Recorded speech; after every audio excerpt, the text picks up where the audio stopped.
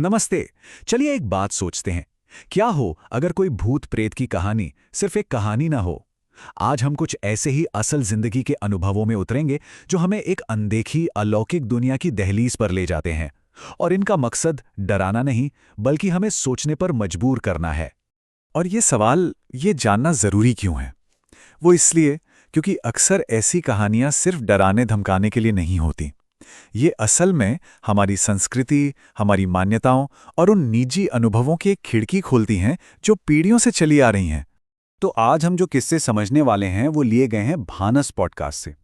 वहाँ एक मेहमान ने अपने कुछ निजी अनुभव शेयर किए थे और यही बात इन किस्सों को खास बनाती हैं। ये सुनी सुनाई बातें नहीं हैं, बल्कि ये किसी के जिए हुए पल हैं। हाँ, एक चीज और आगे बढ़ने से पहले ये साफ कर दें, जैसा कि पॉडकास्ट में भी कहा गया है कि ये कहानियां मनोरंजन के लिए हैं। इनका मकसद कोई अंधविश्वास या डर फैलाना बिल्कुल नहीं है, तो हम भी इन्हें इसी नजरिए से देखेंगे और समझने की कोशिश करेंगे। तो चलिए इन अनुभवों की दुनिया में उतरते हैं।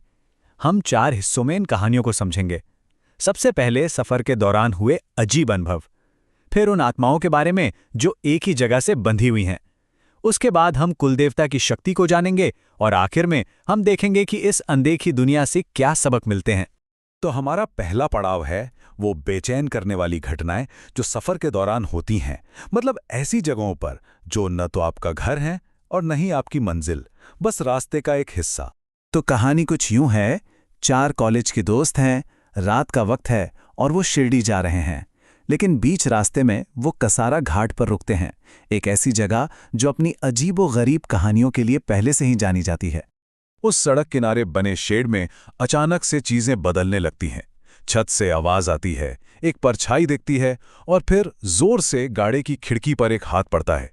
ये वो पल था जब डर हकीकत बन गया। और ये जो शब्द हैं, ये सीधे उसी अनुभव से निकले हैं। पर हैरानी की बात यह है कि जिन्होंने ये महसूस किया, उन्हें बाद में लगा कि वो शक्ति शायद उन्हें नुकसान पहुंचाना नहीं चाहती थी, बल्कि हो सकता है कि वो उन्हें उस खतरनाक जगह से चले जाने की चेतावनी दे रही हो। मतलब हर आत्मा बुरी नहीं होती। अच्छा, सफर की एक और कहानी है और ये कहानी सुनाने वाले के पिता के साथ हुई थी। जरा सुनिए ये हुआ कैसे। एक होटल के खाली कमरे से खाने पीने का ऑर्डर आता है। एक टैक्सी वाला ऑर्डर उठाता है।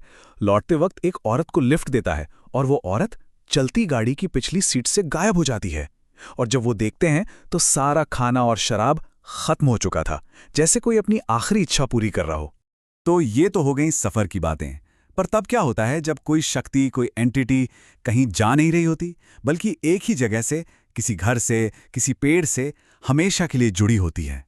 अच्छा, अगली कहानी समझने से पहले ना हमें मुंजा के बारे में जानना होगा। आखिर ये होता क्या है? हमारी लोक कथाओं के हिसाब से मुंजा एक ऐसे नौजवान ब्राह्मण लड़के की आत्मा होती है जिसकी शादी या जनेऊ संस्कार से पहले मौत हो गई हो। और माना जाता है कि ये आत्माएं अक्सर किसी पेड़ जैसी जगह से बंध जाती हैं। और ठीक ऐसे ही एक मुंजा का जिक्र आता है, जिससे कहानी सुनाने वाले के छोटे भाई का सामना हुआ था। किसी से झगड़ा करके वो गुस्से में उसी पेड़ के पास जाके बैठ गया जहां मुंजा का वास माना जाता था। और तभी एक अनदेखी ताकत ने उस पर हमला किया और उसका हाथ तोड़ दिया। ये सिर्फ कोई एहसास नहीं था, ये एक फिजिकल अटैक था। और देखिए, ये सिर्फ एक अकेली घटना नहीं है। इस पॉडकास्ट में जगह से जुड़ी ऐसी आत्माओं के कई किस्से हैं। जैसे कि एक होटल मालिक की आत्मा जो मरने के बाद भी अपनी प्रॉपर्टी की रखवाली करती है, या फिर एक पुराने 100 साल पुराने गेस्ट हाउस में रहने वाली कोई बेचैन शक्ति। ये सब कहानियां उन आत्माओं की हैं जो किसी वजह से अपनी दुनियावी जगहों को छोड़ नहीं पाईं। तो चलिए अब भूत प्रेतों से थोड़ा आगे बढ़ते हैं और विश्वास की एक और परत को समझते हैं जो शायद और भी ज्यादा शक्तिशाली है। मैं बात कर रहा हूं कुलदेवता की। तो सवाल ये उठता है कि ये कुलदेवता या कुलदेवी होते कौन है? सीधे शब्दों में कहें तो ये वो देवी देवता हैं जो पीढ़ियों से एक ही खानदान या परिवार की रक्षा करते आए हैं। ये उस परिवार के गार्डियन होते हैं और उनका मान सम्मान बहुत जरूरी माना जाता है। अब कहानी सुनाने वाले बताते हैं कि उनके परिवार में 2 बिल्कुल अलग तरह के कुल देवता हैं। एक तरफ एक ऐसे देवता हैं जो बहुत जल्दी नाराज हो जाते हैं और नियम तोड़ने पर सजा देते हैं, और दूसरी तरफ एक ऐसी देवी हैं जो शमशान की देवी मानी जाती हैं और दूसरी आत्माओं और भूतों पर काबू रखती हैं और परिवार की रक्षा करती हैं।